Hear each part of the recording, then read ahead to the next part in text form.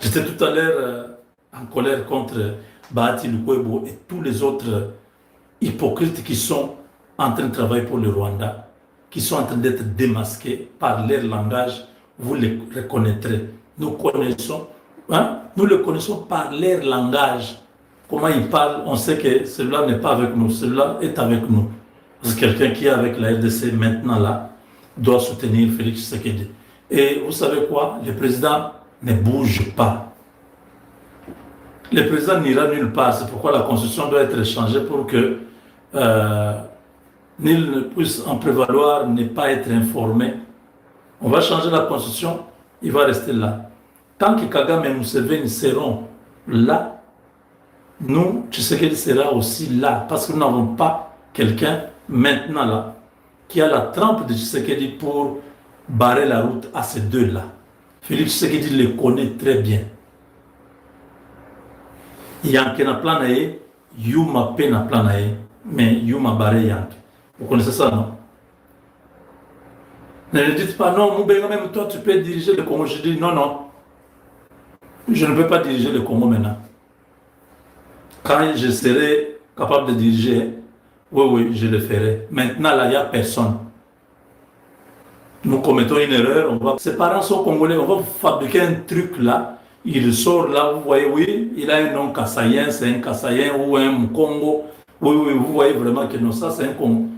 Or, c'est leur gare qu'ils ont lavé, qu'ils ont préparé dans la marmite pour venir nous faire un coup.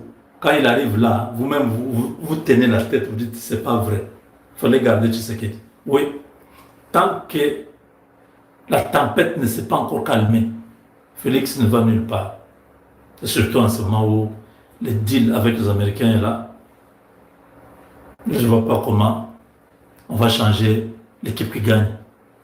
On n'a pas besoin seulement de faire des élections pour montrer au monde que nous sommes dans la démocratie. Non, non. La réalité du Congo, où il y a des infiltrés dans les pays, où il y a des complots tous les jours sur cette nation-là, un pays qui a vos histoires de démocratie. Non, non. On change la constitution, on donne au président un mandat un peu long là. On peut dire, bon, 9 ans, renouvelable une fois. Autrement dit, nous avons donné au président 18 ans de régner encore, d'être là. Parce que le système qui est en place a stoppé l'hégémonie rwandaise. Oui, c'est ça la vérité. Les Kaikwamba, oui, c'est un nouveau système qui est là, bien qu'il y ait encore des torts dans le système, mais ceux qui travaillent, ceux qui sont en train de faire le travail, ont réussi à stopper la progression de cette hégémonie rwandaise, l'expansionnisme rwandais. Nous avons stoppé ça. Et ils sont maintenant des reculés. Vous voyez, changer. Oui, si Kagame aujourd'hui meurt, Museveni meurt, et qu'on remplace des gens dans leur pays là, qui sont favorables à la RDC, oui, on peut évoluer. Pour l'instant, ils sont là. Il n'y a pas intérêt à pouvoir changer. Chers amis, Donald Trump est en train de placer les...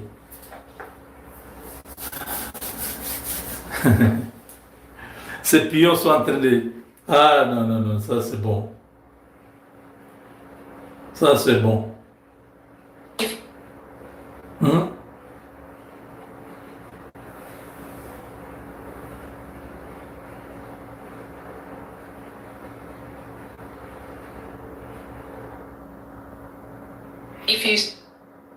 Donc, attendez.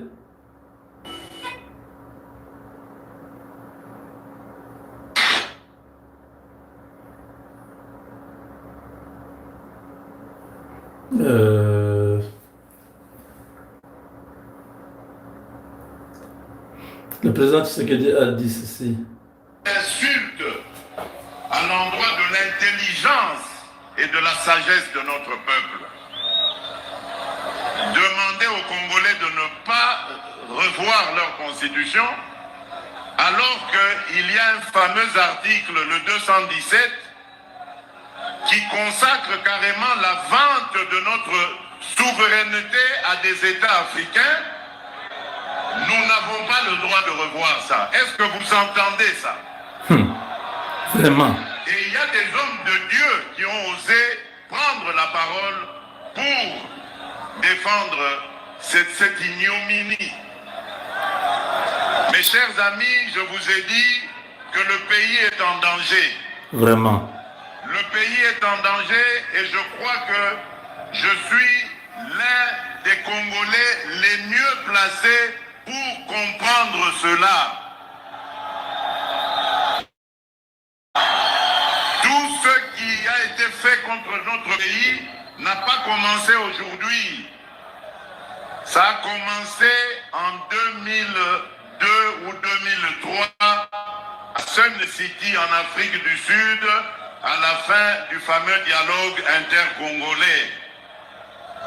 C'est là qu'on a apporté cette fameuse constitution, un lambeau de constitution qui allait ensuite être développé pour faire croire que c'est une constitution qui a été conçue par les Congolais.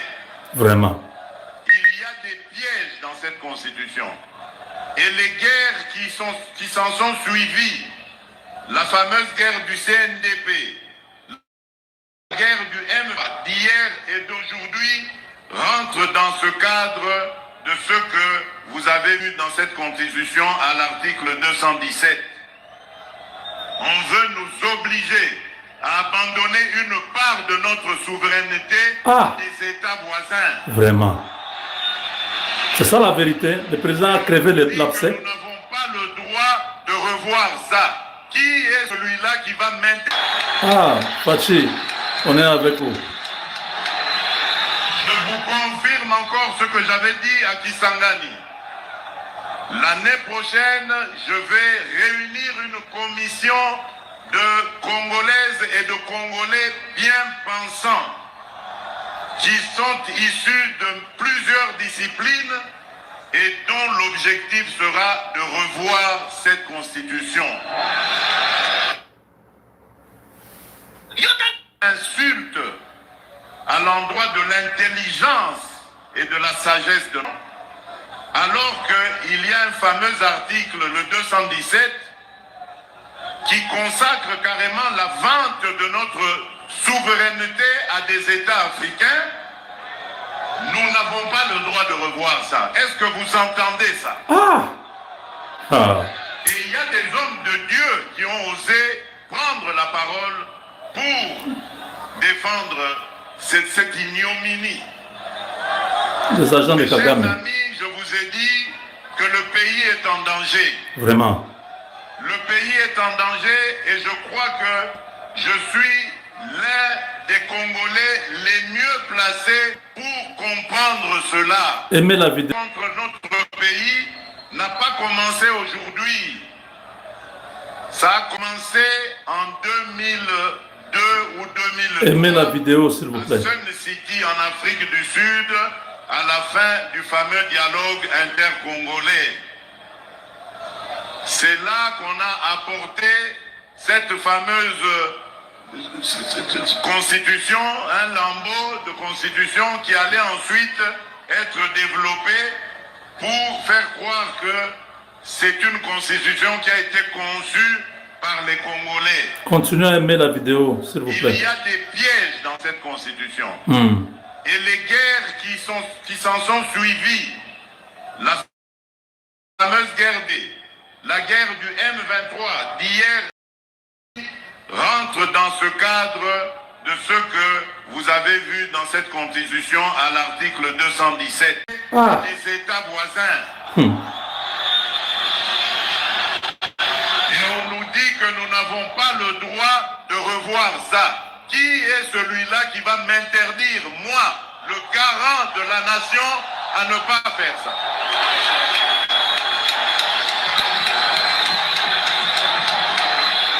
Je vous confirme encore ce que j'avais dit à Kisangani. L'année prochaine, je vais réunir une commission de Congolaises et de Congolais bien pensants qui sont issus de plusieurs disciplines et dont l'objectif sera de revoir cette constitution. Insulte à l'endroit de l'intelligence. Si nous mettons ce genre de vidéos, c'est pour rafraîchir la mémoire. Le président Tshisekedi connaît très bien. Quand on parle des causes profondes, on demande au président Tshisekedi par l'Union africaine, par l'Union européenne, par une partie du Conseil de sécurité, à abandonner les Kivu entre les mains de Paul Kagame. Félix Tshisekedi l'a dit en des mots clairs. Quand il dit on nous demande d'abandonner une partie de notre territoire, on nous demande c'est qui? C'est pas une seule personne. Sarkozy l'a dit, que le Congo est trop grand, mal gouverné, le Rwanda a plein de la population, il faut apprendre à partager. Tshisekedi a dit non. La guerre a éclaté parce que Félix avait déjà donné à Kagame l'accès sur notre territoire pour faire les minéraux et tout ça. Rwanda venait au Congo. Donc il n'y avait pas une raison que Kagame nous attaque. S'il nous attaquait, c'est parce que Kagame voulait cette partie-là de l'Est. C'est de ça qu'il s'agit. C'est pourquoi cette constitution doit changer. C'est un lambeau. Et les prêtres, vous voyez que le pays, nous sommes infiltrés à un niveau tel que ça fait mal. La Senko, c'est ça les prêtres qui défendent ça, qui refusent que la constitution soit changée. Donc la Senko qui travaille pour Kagame.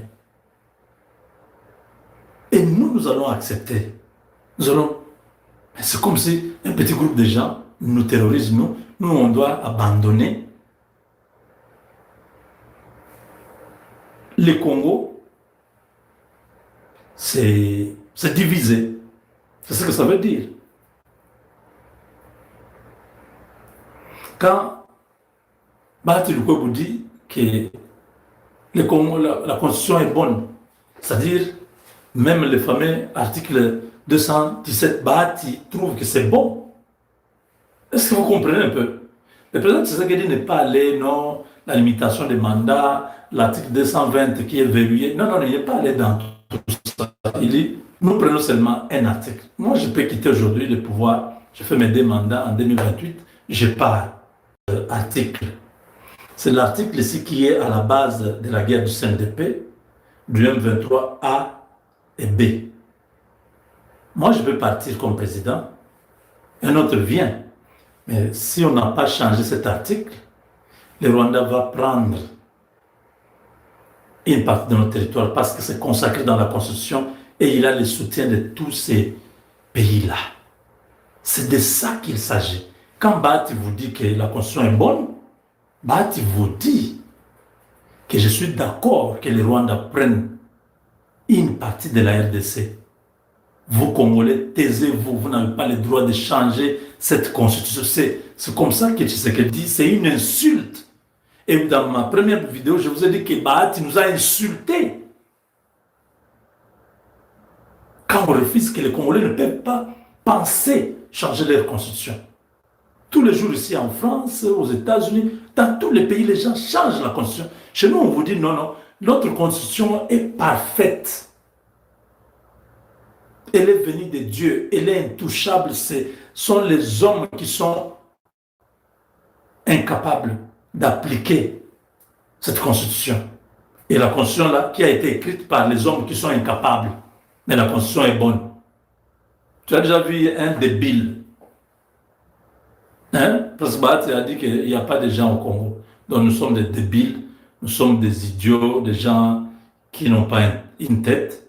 Bon, les débiles, les idiots, les gens qui n'ont pas une bonne tête, qui ne réfléchissent pas, se mettent ensemble. Allô, merci na balandi nyonso, merci na confiance oyo bozopesa Papa Ngunza par rapport ya koyeba kati ya vision oyo eza na kati ya likambo oyo ekosala malobi lelo bandeko na nga nyonso bapesaka confiance batuninga merci na bachaîne oyo ya baautorité par rapport ya distance oyo bozozwanga bakoko bangunza bapesa chance merci mfumu kimbangu lelo toza na sujet moko un peu mbangu par rapport ya air bozozwa bavideo par rapport ya connaissance ya likambo. Merci Nabanza, peuple congolais, monde entier et diaspora dans le monde. Papa Ngunza. Lelo Nabanza, toko kende mingi musikate ya koyebisa bandeko na likambo oyo kati ezosala pasi. Lelo bandeko bakosami mingi na eloko oyo etangami spiritualité. Lelo Nabanza makambo nyonso Papa Ngunza lobaki lelo na tous les mboka na monde entier na Afrique mboka nyonso oyo banaki ko dépendre na Congo na banza bokomona ba marche bokomona ba démission ya ba président oyo baza en place lelo mutu nyonso na kati ya Congo oyo mbongo na ye eutaki na Congo lelo mbongo na ebomi bato epesi makila carrément bokomona ba scénario ya bato nyonso lelo makila ya peuple congolais oyo ezalaki tato abeto mfumu kimbangu oyo apesaki ba interdit kati na mboka ya Congo bato bakoko kufa kati ya bitumba ya masasi te lelo bato bakufi bomonaki ba explosion esalami partout na kati ya Congo lelo nalandi bandeko mosusu oyo bazalaka na spiritualité te bayebaka kevedi spiritualité lelo bokoloba kati na réseaux sociaux bambula nyonso kobeta liboso ekoboma bato ekosala baérosion Papa Ngunza alobi etake longi wa Congo na tata nzila ya tata Simo Kimbangu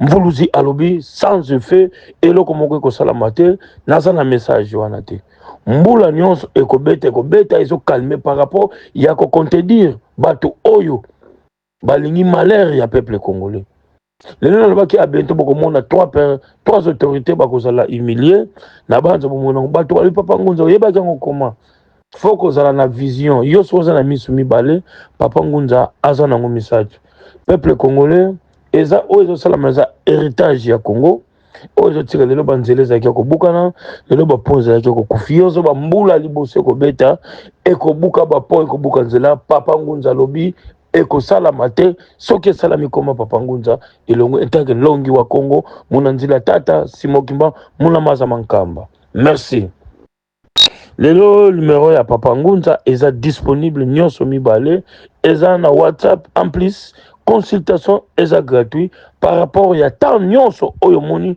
oza disponible ya kobenga Papa Ngunza plus 243 98 17 17 013 plus 243 89 44 54 885. Merci Nabalandi. Sujet oyo batu babengi ngai mingi kati ya kotuna oyo na mutuna Papa Ngunza. Batuni Papa Ngunza est-ce que porte-monnaie magique ezalaka ou bien ezalaka te? Merci. Lelo Papa Ngunza akoloba ezalaka te pourquoi? Lelo mutu nyonso oyo aza na kati ya spiritualité terme ya koemploye lelo mutu mususu na famille na bango basimbaka kisi te mutu asalaka teme na spiritualité lelo bozobenga Papa Ngunza batémoignage na yo est-ce que oza ndoki be comment na korépondre calmement pourquoi kindoki te mais eza connecté avec la spiritualité eza connaissance pourquoi lelo ngai ndenge navandi boye nakopesa yo million nyonso pourquoi par rapport ya demande na yo lelo mutu akoloba mpona nini yo moko Papa Ngunza oza na bamillion te ngai nakozwa million kati na nsima na yo Papa Ngunza aza stable lelo nakosala chantage te ya kolakisa baimmeuble ya kolakisa babien non ngai demande na yo eza ya yo par rapport ani lelo ero yo oza docteur moto oza docteur baclient motu bakoya mpo akotendre ki docteur emona na expérience mais yo moko okomisala opération te yango moni spiritualité eza komani ngai te mundu apesaka mutu mbongo eza demande na yo oza na problème ya mbongo mutu mosusu na famille na bango kisesima mais faut kozongisa mutu na balien privé ya korendre ye service oyo ekosunga ye yango moni na demande na yo yango bakoko bakopesa ngai na kozwa pourcentage na mbongo no eza différent lelo oza na problème ya makambo ya mbongo nakopesa yo montagne nyonso me respecte kaka banorme ya kotongo pito na bofelina oza na besoin mbongo ata lobi ata le même jour oyo ozwi message nakopesa mbongo yango moni tozala très prudent. Tous les deux numéros ya Papa Ngunza eza disponible par rapport ya piraterie ya koyibaka ba émission ya Papa Ngunza oyoka kaka les mêmes voix bato bazosadere me nano nabimisi mutu te napesa bino autorisation soki nabimisi mutu nakoloba yango na monde entier à partir ya lelo bokobenga Papa Ngunza te me bobengi mutu oyo seki asadere na science ya couronne déjà azwi pouvoir lelo ngai nazosalisa bato eza na badanger na bino oyo na sina eza na bato oyo bakufa mpo lelo ngai na rendre bino service mais toujours eza basecret d'état. Deuxième sujet bandeko mingi bapesi batémoignage oyo bazalaki na makambo ya faiblesité ya kimobali lelo base rendre service akomi nakozongisa ntina baage ozalaki nango ya 15 ans ntina age ya 86 ans bongo komona faiblesité ekozonga.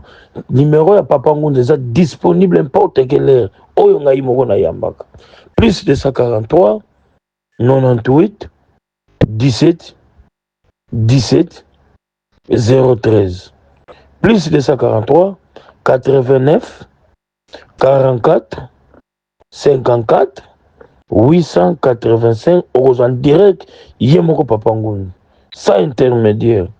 Merci nabalandi oyo nyonso bapesi confiance eromoni peni na yo ekomi na faiblesité ya kimboleti mwana moke ozonga nalobi bien partout dans le monde nakosala yo na séance sur place nakozongisa kimobali na yo ndenge ezalaki éjaculation précoce partout na koumela na endurance na centimètre nyonso kolinga sur place na stopper place wana. Lelo nakozonga na troisième sujet lelo na kati ya pouvoir ancestral lelo mwama na kati ya ndako na papa boumeli eromoni papa azopesa confiance na mwasi mosusu benga Papa Ngunza nakozongisa bino ndenge bozalaki nebandela bolingo yo pe papa oza na problème ya mwasi azovana soki mete mwasi azodéconnecté côté mosusu benga Papa Ngunza. Lelo na banza na monde poto lelo bato bauti batogo ba Sénégal bisike ebele bakoti na kati ya Europe ya kobebisa kati ya bafoyer ya bato oyo ezaki aye kaka po abebisa foyer mutu po sima ya kobotisa mwasi wana po azwa document soko oza na problème na benga Papa Ngunza rapidement ata mwasi akenaki odéposer divorce nakosala mosala na banorme sans problème sans condition plus 243 98 17 17 013 plus 243 89 44 54 885 partout dans le monde posant un problème il y a fonction entreprise na yo ezotambola te ba contrat na yo pendant que ça va demande osant un problème il y a déplacement il y a famille bazwa visa ba ya poto tilelo complication ambassade benga Papa Ngunza 72 heures et 7 jours à semaine ba pesi bango ba visa osant un problème ya document ozo mukanda ya 10 ans ozalaka mukanda ya lelo na monde poto et ozana mukanda officiel ya yote ezaka toujours passe ozana problème ko ça demande une préfecture si lelo ba répondre à côté benga Papa Ngunza naza disponible partout dans le monde ozana problème ya diabète type 1 type 2 type 3 ozana problème ya antipoison ya protection olingi o mérité poste oyo lingi tina pension na yo tina demande na yo moko benga Papa Ngunza.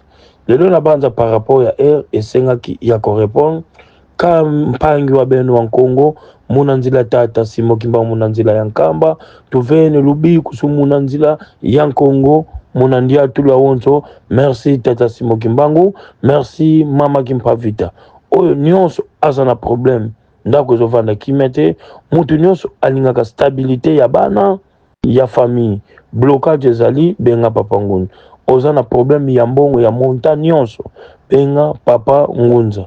Merci. Merci bandeko nanga tozongi mpona kopesa bino baactualité ya 2 jours oyo tosali informer bien noté, mais chaque jour, les autres dans la matière, l'information, nous sommes chaque jour. Bah, abonner. On doit s'abonner parce que quand on s'abonne, surtout boire quel maïs chaque jour. Bah, nos actualités, à chaque jour, on a un beau cannabis sur les arômes là. Voilà.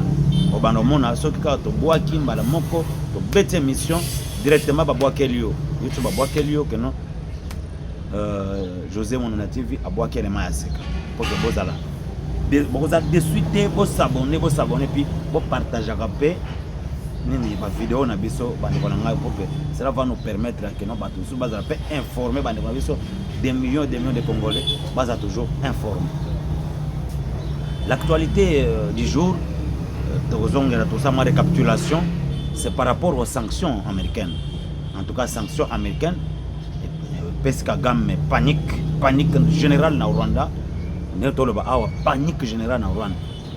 Donc pour la sanctions ciblées selon certaines indiscrétions, Kagame vient d'accepter de retirer ses troupes. Parce que nous avons des sanctions, la sanction est ça. Kagame a boudagane des sanctions. Ah bon? Merci. Ce sont les sanctions financières. La guerre est aussi économique. La guerre est aussi politique et la guerre est diplomatique. Lorsqu'il y a des sanctions contre les généraux qui entourent le président, ils ne seront pas. Un homme honnête au commun à Kolongola Batouano va sanctionner pour Aïbke n'a combien en danger. Chef de temps-major a été sanctionné. Zomon. A combien en danger pour nous parce que Batouano va bloquer ma moyenne à Bango. Nous sommes sali. Oh, on a c'est pour Kagame les criminels. Les alliés bloqués. Il y a des gels. Des biens et des comptes bancaires sont bloqués. La France suit les alaka. On a des transactions et comme bloquées. Donc bango pour que à vivre à l'étranger partout à Kokende. Il faut que Kazan attendre cash. Sauf que bango dans la banque. Toutes les banques sont notifiées de ne pas céder à un individu à Kokende. Avec carte à côté na nini boy. Ba bloquer carte. Monde la bloquer. Ah non, on a bloqué la carte. Donc, la sanction est frappée armée, toute l'armée, mes chers amis. Toute l'armée, mes chers compatriotes, toute l'armée rwandaise a été sanctionnée. Toute l'armée. Et on a désigné aussi certains officiers qui sont impliqués. Parce que Monde a une information chaque fois. La sanction, on a. Et que bongo lisa. Ni thème ya ba généraux rwandais oyo babaluka Kagame ndio mona mundela banda na ba sanction na entourage na yo ya bato za influents des personnes influentes et c'est par là que la communauté internationale passe au mona moko albe ngaya na kondima teke biloko na ngo eza bloqué ba compte na ngo eza bloqué les États-Unis ou bien na monde partout place les alliés dans ce cas allez ba comme ko passer wa abenga boya na lingolongola banya yaka allez ba PC mission paf allez abaluke le chef na ye abete masasi Kagame ba ko bomena entourage na ye o bato baza sanctionné o Mubarak Muganga chef d'état-major des forces de défense rwandaises a été sanctionné pour planification stratégique et coordination des opérations militaires contre la RDC. Vincent Nyakarundi, chef d'état-major de l'armée de terre et commandant senior, a été sanctionné aussi pour avoir utilisé les unités sous son commandement dans des opérations de soutien au M23 en RDC. Monsieur Ruki Karosisi, général-major, 5e division d'infanterie, impliqué dans le recrutement et la formation des unités du M23 et dans la supervision des forces spéciales rwandaises sur le territoire congolais.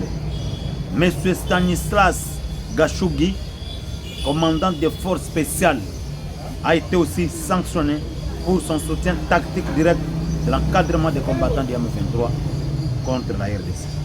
Voici les 4 généraux de l'armée rwandaise qui ont été sanctionnés. De Toyoki, c'est pour la première fois Kagame, à sa déclaration à l'Obake, il va retirer ses troupes. tozotala les kaka en tout cas guerre za makasi entre l'Iran et les États-Unis d'Amérique. On ne joue pas avec les Américains parce que c'est prophétique. Moteur combattre Israël, Zambé a combattre pays. Cela veut dire que Zambé azanaba américain, c'est pourquoi les Américains va se payer que notre président Trump a une mission divine. On va faire ça qui est, pour agir dans le monde, pour la paix dans le monde.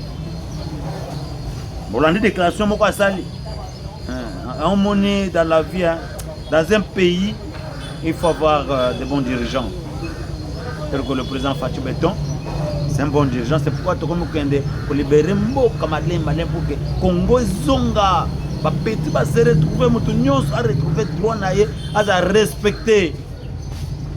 Na kati pe na libanda bolandi président Trump boni dans les États-Unis ils dirigent pas kaoka bana koya koya wana ka Biden takoya koya ke obo simba basembi États-Unis komaki le kola pepele le komoko pamba donc mentala lelo ndo ba ba américain ba ekopimisa ba bato moko non ora ba paquet bo moko non ba américain ba na biloko Américain bana bilo parce que c'est mon intérêt. Russie a attaqué les États-Unis directement. Les États-Unis ont attaqué la Russie directement. Chine a attaqué les États-Unis directement. Parce que la guerre de pétrole, l'Iran a le pétrole, ma casse. Alors, c'est pour moi une tractation. Attends, Congo, la tractation, c'est seulement qui entre les grandes puissances. Il y a des déplacements, il y a des rencontres entre M. Trump et le président russe Vladimir Poutine. Il y a déjà la terrain et tout ça. Donc collaborer, on a bien, on a intérêt parce qu'on ne peut pas s'attaquer quand même mutuellement. Voilà. Le président Trump a fait une déclaration forte. Écoutez sa déclaration. On les écrase. Nous avons la meilleure armée du monde et nous l'utilisons. On n'a même pas encore commencé à les frapper fort. La grosse vague n'est même pas encore arrivée. La grosse vague arrive bientôt. Le président du monde, Donald Trump, en tout cas, le président Kemenei, le dictateur Kemenei, a été frappé et tué par les Américains. Bimina corps, dernier corps, ça M. Trump. M. Trump a vendu à côté le corps à M. Kemenei. Kemenei, toi tu joues avec mon chapeau, na lunette, et quoi il a assez. T'as pas américain. Drone à ma casse, on va utiliser dans notre balobique. C'est la première fois qu'on va utiliser drone. La résidence à Kemenei, président iranien. On va remplacer Kemenei, ont été aussi tués par les Américains. Oh, on a continué, on va payer. Ça va américain. Kagame a la minute. Attention aux Américains. Les États-Unis d'Amérique, attention. Et puis l'Iran est considéré aujourd'hui comme un pays vaillou. Comme il faut frapper lié à États-Unis. Frapper États-Unis, ton de maillot. Frapper dans les États-Unis, Tinda, Babilo Kozana, on va drone soi-disant, on va missiles dans les balistiques.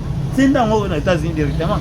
Pour nous autres, on va Dubaï, pour nous autres, on Qatar, lié à Trump. Un pays vaillou. Koyoka, Trump a atteint déjà l'objectif. Parce que les grands dictateurs, n'est qu'à un mois, va capturer et puis va menotter le président en exercice, Monsieur Nicolas Maduro. Dans le mois de mars, va bomber Kemenei. Mois de mars, c'est ça, mois de libération du peuple congolais. Moi, ne va libérer le peuple iranien. Kagame sera tué. Tozo senga. Kor ya politique nambe. Eza wapi kor na ye. Abima asa la vidéo bolobi azali aza en vie. Abima a se prononcer tomo na ye. Asa la discours na ye ndenga asa la ka. hein abima tomona ye tozoloka ye abima soki aza en vie tokolakisa bino bandeko na nga video na ba illustration ya liwa ya Hippolyte Kanambe ndenge bakendaki babengaki bango na Tanzanie bango tout bakendaki kosala matanga na Tanzanie ndeni Kabila kokufa boye lokola mpoko boye un ancien président azokende na Zamba kosala nini azalaki multimilliardaire un jeune abeti 18 ans au pouvoir na pays moko ya bato ya mayele aye me a dirigé biso kaka na Kianke tout ça ameli whisky na ye na ba drogue na bana kolata na kinga kati bakosaka ye botala bandeko na ngai ndeko na biso ndenge aza koloba makambo ya ni video oyo epanike makasi terrain wapi Kabila aza wapi voilà aza wapi bolanda bandeko na ngai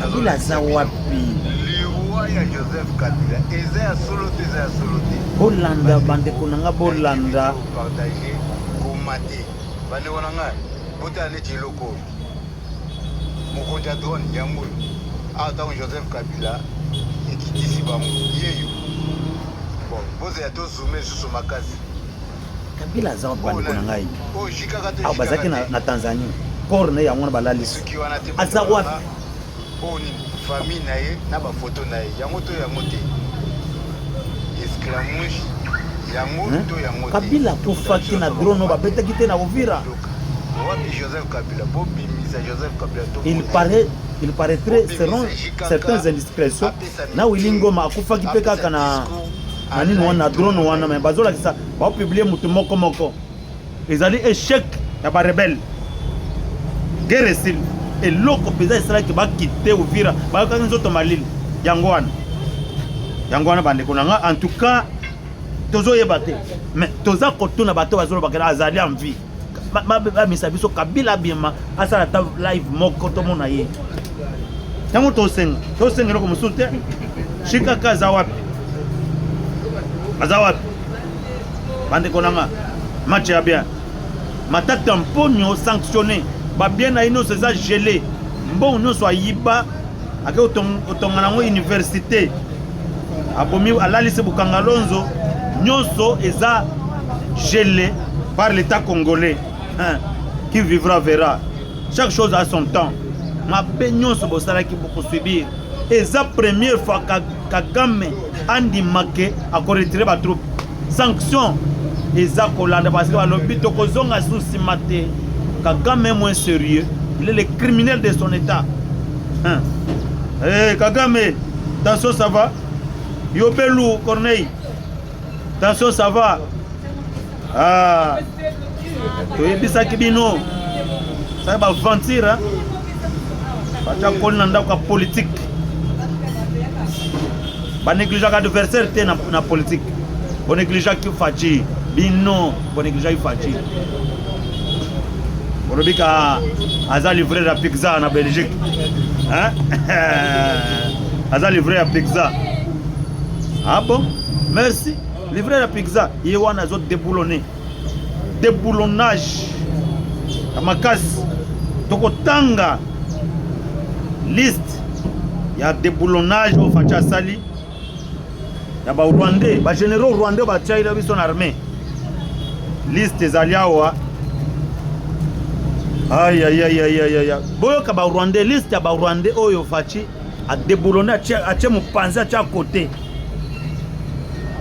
Ah, général Jean Bivekete, auditeur général, a été déboulonné. Aza Rwandais de père et de mère. Général Malik Kijegje, inspecteur général de FARDC, remplacé par général Miss Kumba. Ce dernier est arrêté en Dolo pour haute trahison. Il y a un général Miss Kumba, Manamboka, patriote Nabiso, doyen, a remplacé qui général rwandais. Pata l'obité, Manamboka, Fazalwana. Amis Kumba, Tango fort, patriote de père et de mère.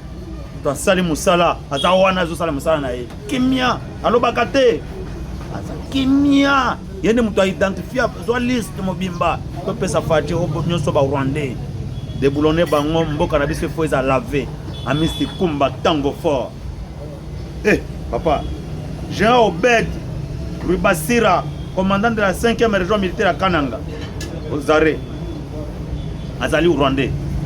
Jean-Jérémy Gakwavu en poste à l'état-major général de FARDC aux arrêts. Asali Moussala Monamboka Fachi Beton. Jean-David Urugai Sengabo en poste à l'état-major de FARDC Bukavu aux arrêts. Jean Massunzu, chef d'état-major général adjoint chargé de la logistique à dirigeant la 3e zone de défense na Est aux arrêts. Massunzu, Pacifique, Massunzu aux arrêts. Aza Rwandais. Colonel François Makanzi, commandant de la 109e brigade militaire aux arrêts. Azali Rwandais. Colonel François Munyarugabo, commandant de la brigade ECO. Azali Ndeko ya Nyarugabo. Azali député. En tout cas, non. Au Rwanda, Moussani Asalaka, il y a rébellion. Donc, il y a formaka bat. Pour la Congo, il y a mabele. Bosuki. Azali Rwandais, oh ndeko Nyarugabo. Babé François Munyarugabo, commandant de la brigade ECO aux arrêts. Colonel Vincent Bissogo en poste à l'état-major général de FARDC Kinshasa aux arrêts. Azali Rwandais. Colonel François Mouindo, commandant de brigade à Massissi, a été capturé aussi. Colonel Zéro Bravo, affecté à l'état-major général de FARDC à Kinshasa, a été aussi capturé. Azana Ndolo. Colonel Rorimbere, affecté à l'état-major général de FARDC Kinshasa, Azana Ndolo. Bakangake aux arrêts. Colonel Eli Kisondo, affecté à l'état-major de FARDC au Nord Kivu, Azali aux arrêts, Azana Ndolo. Colonel Jonas Padiri, commandant de brigade du Nord Kivu, aux arrêts. Lieutenant-colonel rwandais, Bangonyos Baza 50, lieutenant-colonel Facha Kangi Bango Baza Nandolo.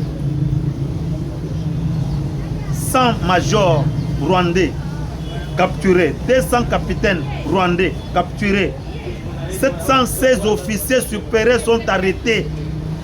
Aïe. 98% d'officiers rwandais sont donc virés, ce qui explique la chute de la cité de Rubaya. Le rouleau compresseur ira jusqu'à récupérer les villes de Goma et Bukavu jusqu'à Bunagan. Banamboka. À partir des États-Unis, je vais déboulonner le système dictatorial.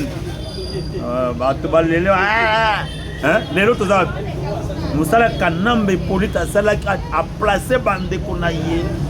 C'est pourquoi Bango va trop sûr. C'est que la communauté. Tu peux bête bon et à sa songe son alisoba. Bagokiam. Osakane. Moutana copre Naye. Awa. Bandeko Nanga, dès qu'on a informé dernièrement, Baza déjà préparé transition sans Kagame. Na Rwanda, il y aura un véritable dialogue au Konsala Manakati à Rwanda. Dialogue Moka Makasi, ils ont bêté à Rwanda. Donc, il y aura transition sans Kagame. C'est pourquoi Moni, Jean-Luc Abiyarimana, le fils de l'ancien président Abiyarimana, Juvenal Abiyarimana, Ayaki Awaza, Azobeta Kabaturo na Kinshasa, il est protégé par 200 hommes, 200 commandos. Parce que protéger le nouveau président rwandais. Banamboka va se préparer. Banamboka Vazen Abisso Rwanda. Azozo un nouveau président, nouveau chef de l'État. Jean-Luc Abiyarimana. Azaliawa 200 hommes. Azotam na cortège à Kinshasa. Saganate. Donc, sanguinaire à Zokende. Kagame alia ya suka parce que tokola tolamoki kakor na ye bakoza jeter babia matata mponyo eza gelé bloqué awa armée américaine na ba casque bleu ya MONUSCO bazokita déjà na Goma Bolande. Les casques bleus vont débarquer à Goma. Bolande bino Américain. Le Rwanda a reçu l'ordre de quitter Goma. Tout de suite, la guerre est terminée. Dès qu'il y aura les casques bleus, pas de coup de balle à tirer, pas d'affrontement. Bapesi bango ultimatum nanga za notifié na bato na bisi moi. Chez eux, ba quitter Goma à l'immédiat. Responsabilité de chacun pour les massacres. Casque bleu bazwa pour la supervision envoyé baba. Makambo ndenge ezosalama na kati ya nini ya Goma criminalité. Donc Kagame a notifié que a retiré ba troupe à l'immédiat parce que MONUSCO a zokota semaine d'ici week-end ba kita na Goma ouverture aéroport à Goma pour que ba matériel militaire américain ekita na Goma via l'aéroport international de Goma sera ouvert par le casque bleu de MONUSCO parce que numéro 1 MONUSCO na minute azali américain nde banomaki bangwana bapesi Kagame banotifie Kagame lobby banotifie barebelle nyonso baza na Goma baquitte immédiatement na MONUSCO arrive oyo akosantete etali après avoir sanctionné toute l'armée s'il vous plaît par les trésors américains awa baoyo bazalaka balie ya Kagame basiliki nde boyoki batiluke basali sorti médiatique lobby asiliki makasi pourquoi baaméricain basanctionné pour Kagame les criminels. Batalo a un problème d'homme. Quel homme? C'est pelité parce que bango bazaki déjà en connivence parce que bazana panique na bisaki bino que non nanga lobby a bengi chef de l'état pour na koyebi que non nazana liste ya bato yo za na bango na ko citer na ko liste olimbisa ngai na ko liste ya bato nyonso baza à côté na yo soit des gens baza na yo mais baza na yo te parce que panique et côté bango se dévaler bango se dévaler ba tu peux basiliki pour nani ba sanctionner armée rwandaise bango bazaki silence hein guerre betamia o basiliki donc bavandi kimia ba osepela boya to chasser tulombo mais lelo batraite wana se dévaler donc bandeko nanga to mingi akoloba te lelo mwandambo ya matière to yake nango ka yango wana mais toza toujours ko réclamer corps ya Hippolyte Kanambe nanga ifo bapesa biso corps ya Hippolyte Kanambe aza wapi bandeko nanga aza wapi aloba pe mamuke toyoka ye Willy Ngoma oto kufa ni me condoléances à otine lete na bano tuite azaki actif hein na X tozo yebate aza wapi est-ce qu'aza en vie parce que balobi qui paraîtrait il passera na kati ya restaurant presque mana obtenir réunion pona kwa attaquer Kalemi na Kisangani na Tanganyika na Katanga aza wapi Hippolyte Kanambe aza wapi babenga famille ne mobima na Tanzanie matanga salami en coulisses en tout cas azofuta oh yemoko asalaki akometaki na kati yako Congo c'est un pays prophétique bandeko nanga Congo so trahir peuple de Dieu tu seras aussi trahi tu seras traité comme tel hein papa wemba za ko auditionner yo ochaki obwaka ngana bangando balianga vivant mais yo yekoto madilu aza ko auditionner hein audience foraine za makasi na niveau ya nini kona en tout cas tu as un nouveau numéro ba muketo yake nango yango wana bandeko nanga bozala kimia boza toujours bozala désuite bo s'abonner à José Mona TV bo s'abonner bo partager émission na biso boza désuite to ya kana actualité pour que bozala informer chaque jour awa to komela kala te to se pela naza komela énergie pour na ko célébrer moko ba ko annoncer liwa Hippolyte Kanambe bazo banga ba rebelle gouvernement congolais pas vendre rien aza ko observer bango moko nde ba annoncer na maintenant énergie mal na que ça motema. Merci beaucoup, que Dieu bénisse la République démocratique du Congo, que protège notre président, que protège son peuple. Je vous remercie. Donc, vous voyez que le président a dans la dernière séance, il se retire totalement de la politique. À se concentrer la famille, à vous rencontrer la base. On a été embarqué dans une aventure depuis, dans la côte de l'IDPS depuis 1987. Donc, j'ai grandi là-bas. La banane va place pour l'IDPS, dans le roi du Saral pour l'IDPS. Et les locaux, ils ont un bateau, même pas à la niveau de la matière.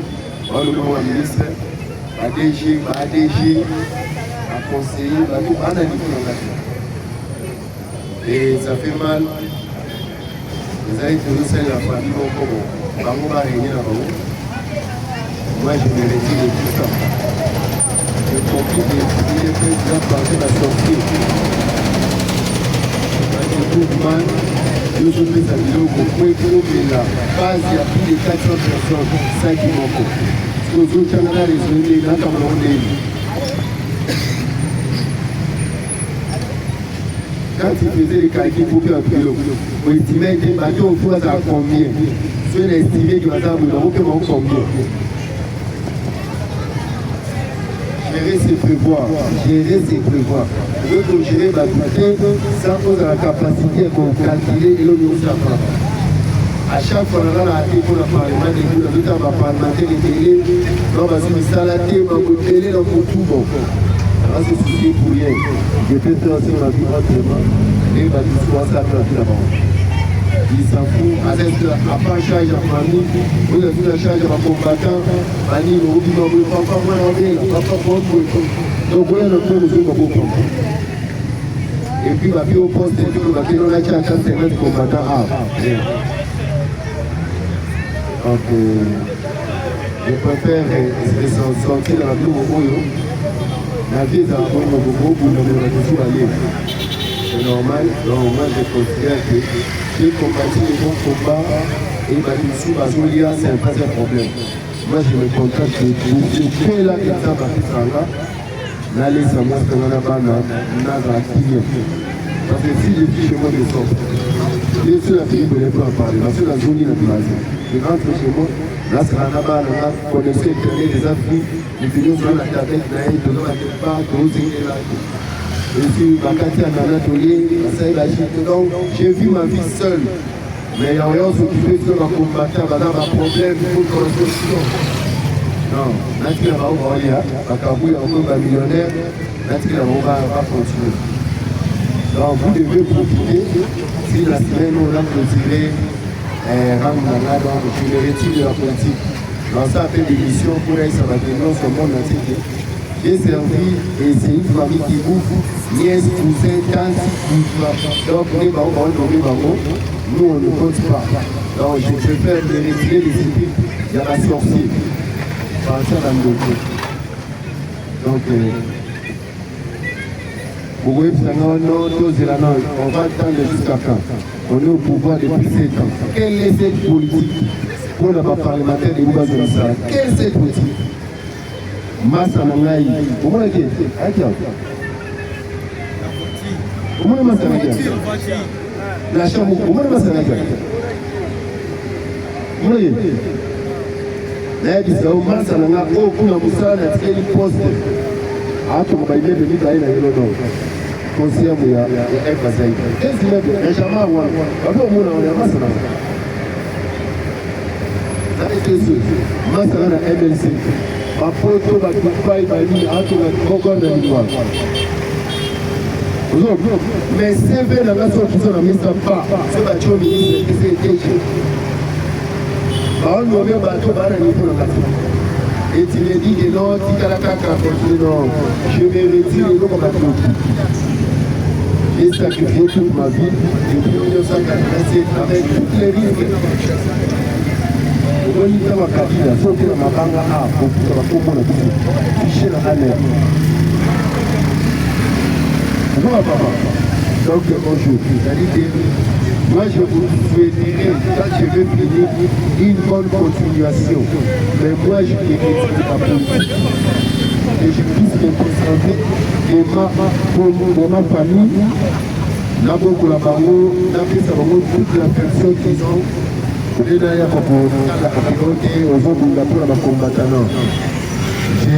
été prêt. Parce qu'il n'y a pas une planification de votre dans les 2026 on va commenter aux homicides. Mais dans la carte d'emploi, on va partir de tout le temps là-bas. Après, ça va misser dans la bague là-bas. Après, ça va pour la poste stratégique. Nous, au bout de la banque, ma poste va siège à ma député, ceux qui ont formé ma leader dans ma propre, ceux qui ont siège. Au bout de la banque, parce que pourquoi tu la bateau à Kabila va siège, il faut le mot que nous avons déjà, à Tchao, la poste, aux autres actions pour le Kabango, à l'élection, va payer sur place. Mais il y a aussi un type de papier pour la poste, au FCC, c'est la union sacrée. Il y a comme maté biso. Il est fait en dimanche parce qu'on n'a pas de stratégie. On est en politique, la politique des amours comme la stratégie. Pourquoi tout ça va stratégie? Bango Bazaka fort, Bazo Bimsmaje na Sika, Abilonga Sika, au second téléminaye, au gros soit poste d'été. Et c'est les matchs à comme la liste. Alors moi je préfère que là me retirer dans ce parti à Batuloki. On va venir Union pour la démocratie et le progrès social, parti des sorciers.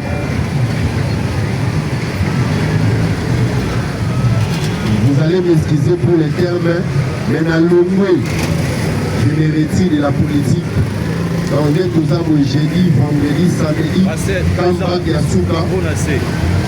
Kamba Yasuka. Vous n'avez pas dit au revoir. Peut-être qu'il a dit comment vous allez continuer. Papa, attends, il y a un kilo, il y a un kilo. Oh, la présidence on va la présence ça fait c'est problème là yo mais si interne na micro bien te ba yo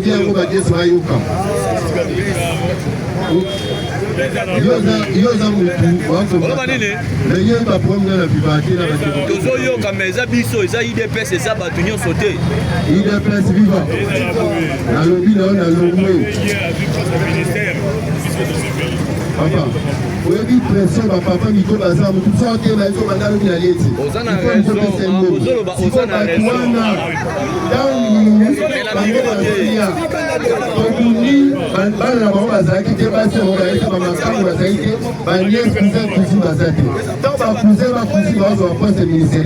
Pourquoi pas ils sont tombés tous en mots? Tant qu'ils sont tombés tous en et comme ils pensent que les gens qui nous mais bon, pour faire cette pensée, il y a Bonga, va combattre Bélé, le ministre, il y a un poste, et même et la plupart des gens sont sur la ministre de Kabila. Donc, Kabila,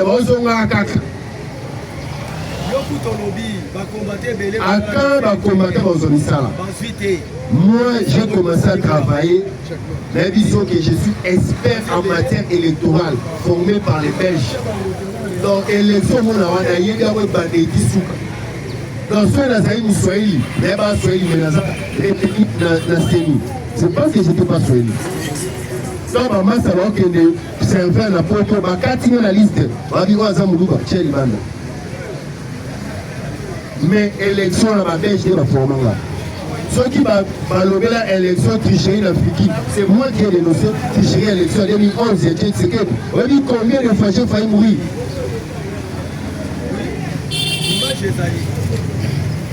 L'Assemblée a année la dernière, quand après la dernière minute, parmi les gens qui posent la question, dans le pays Mamboudé va habiter les prix, c'est qu'il va souffler en la maille.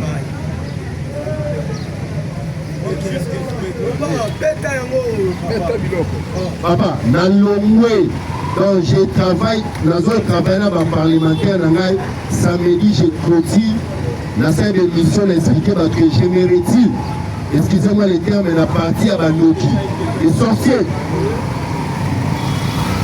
Parce que je trouve mal, ma parlementaire de vous, ma Boumeli Tshisekedi, la France, il y a FCC cash. On peut savoir un sac qui m'a à l'os, plus de 400 personnes, là comme la monnaie. nakabola bango ndenge nini. Ça c'est pas la sorcellerie. Est-ce que tu connais la leçon? On sait pas comment faire. Quand on voit un socio là, quand c'est du malus, faut kabola bango ndenge nini. Ah, j'ai vite compris que les faits qu'il y a à pied sur ce mot qu'on a, il n'y a pas de considération. Si je dois me retirer dans l'ingomba, dans l'ingomba bandoki. C'est parti de l'ingomba bandoki. Parce que quand déjà il y a 45 000, 62 000, au pire de tout le monde, place où on doit 400. À quand on peut se faire ça pour avoir sur la vie, on a l'idée. Donc, l'école combien de nièces, cousins, cousines, tantes, nini, makangu, totikeli binongo, balobi oyo osali ya malamu nzambe ofuta yo. C'est-à-dire na lito na bunda po na mboka, lelo tozwi pouvoir, nzambe ofuta bana nanga autrement. Mais moi, je suis dans semaine oyo, samedi, je me retire complètement de la politique, dans cette émission, dans la commune libre, la commune concentrée dans moi, c'est dans la bana. Qui va pour la vie. Donc c'est ça. On a travaillé, c'est une famille qui a bénéficié. On a bénéficié de l'union. Le lot, il y a un millionnaire. Un millionnaire. Mais quand je regarde mes amis à moi, oui, le maman s'en a blanchard. Quand on a cause souffrir, on a la canne à ma case parce que tout le monde pas mis la discussion. Il vient de partout que sur ma poste. Ils sont au 20 là-bas. Alors, je n'ai pas un problème particulier dans mon Songolo Pakala. Je me retire dans l'Ingomba Bandoki. L'Union pour la démocratie et le progrès social. Et ça, l'Ingomba Bandoki. Je me retire de ça. Excusez-moi les termes. Et ça, l'Ingomba Bandoki. Pourquoi? Parce que vous avez l'idée avec les autres, mais bien vous ont lié à Bamsou Oliaté et vous êtes content de ça. Donc, ça ne vous dit rien. Quand la place de la maman, la chasse à maille, la songe, nous sommes la songe, au sud du paquet mourir mandarine, au Kaboli, puisqu'il y en a aux acquis. Il y a 500 à Bolier pour le Kabola. Les lots, ils ont commis dans les immeubles. Combien de fois la poteau? Mais eux, ils ont battu que non, bateau, tous en a la mamou, à Zuna et l'autre. Ma fédé a bandé, non, non, le dit que la zone qu'on a parlé, la personne a présenté à Bilon Kouta. On a dit ça, soit par rapport au vrai lycée. Et ben, on a solo dans ce monde. Donc, il y a osé l'autre, mais la fédérale, il faut pied à bango, la section, il faut pied à bango. Bon, la mouton qui n'a il faut la paix à bango. Il y a longtemps. Ça dit que tous les pays sabango, les gens l'ont eu dans la je me retire de l'IDPS. Dernier comeback dans samedi. Samedi, où il y a une Sobaya, n'a pas expliqué ça, mais dernier jour dans la rank, qui est dans la partie à Bandoki. Dans les sorciers, les parties des sorciers. Parce qu'on ne peut pas comprendre les humains normal. Excusez-moi les termes, hein, dans le babongo, mais on ne peut pas comprendre que Tobundi Bissonyoso. Combien de fois tu vas prendre à l'université? Combien de fois tu vas prendre ça là? Pour la partie où, mais tu sous la zone, les comitants, cousins, cousines, neveux, nièces, makangu, copines. Pas de tu vas prendre ma DGA, va combattre des pièces dans ma CV, ma famille. C'est vrai, ça va voir la CV. Oui, la CV, ma famille. Année l'équipe. Voilà la CV. Année l'équipe. Voilà la CV. Non, c'est quoi ça? Il n'y a pas une politique qui montre que dans 2 ans, la majeure partie va combattre des personnes aux officiers exacts. Quand on voit un matinée, ceux qui ont choisi les réseaux sociaux, avec les matinée. Parce que les avec les matinée. Parce que la conflit, avec les matinée. Non. Moi, j'ai décidé de me retirer de ces partis de sorciers. Excusez-moi les termes, parti à Bandoki. Union pour la démocratie et le progrès social. Pour ceux Nathalie, maman, ça n'a les lots, il y a des immeubles, maman, ça n'a MLC, maman, ça n'a pas musique, maman, donc, Batounio, ce bazar, à part IDPS, IDPS,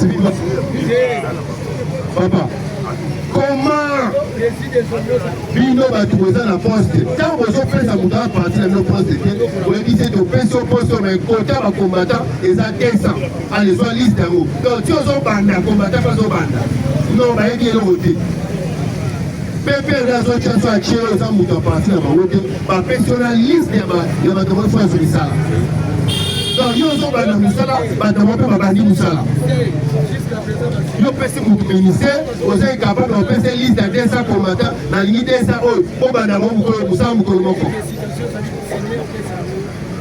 allez bozobenga o politique non c'est social donc bota baintérêt na bino moko tala nde bakomi baimmeuble bandako mutu azalaki incapable olinga basi makomi na basi na France atie mwasi na mwana donc partout ozotia basi na bana donc babon frère nyonso ya bamisala baposte ya minene